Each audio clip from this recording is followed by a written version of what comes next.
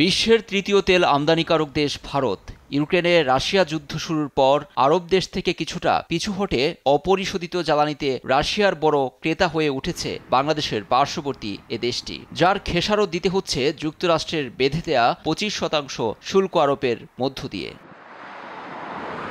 মার্কিন president Donald Trump সম্প্রতি ভারতের বিরুদ্ধে অন্যায্য বাণিজ্য অনুশীলন ও রাশিয়ার সঙ্গে ব্যাপক জ্বালানি ও অস্ত্র সম্পর্কের প্রসঙ্গ টেনে ক্ষোভ দেখিয়েছেন। ফলাফলে পারস্পরিক শুল্কের ভিত্তিতে দিল্লির উপর 25% ধার্য করেছেন তিনি। এ বাস্তবতায় মস্কো থেকে তেল ক্রয় বন্ধ করছে নয়াদিল্লি এ শিরোনামে প্রতিবেদন সামনে এনেছে ব্রিটিশ বার্তা সংস্থা রয়টার্স। খবরটি নজরে এসেছে মার্কিন প্রেসিডেন্ট ডোনাল্ড ট্রাম্পেরও। ওয়াশিংটন ডিসিতে সাংবাদিকদের প্রশ্নে ট্রাম্প এ নিয়ে জানান প্রতিক্রিয়া।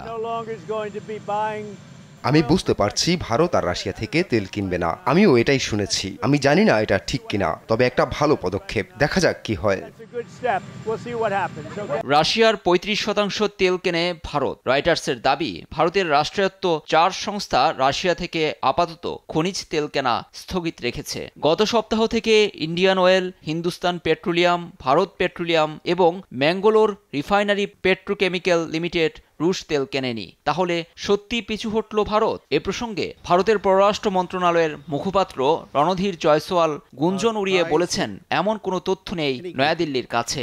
জ্বালানি সংগ্রহে বৈশ্বিক পরিস্থিতির উপর ভিত্তি করেই সিদ্ধান্ত নেয় তার দেশ। লুৎফর কবির, নিউজ ডেস্ক, দেশ টিভি।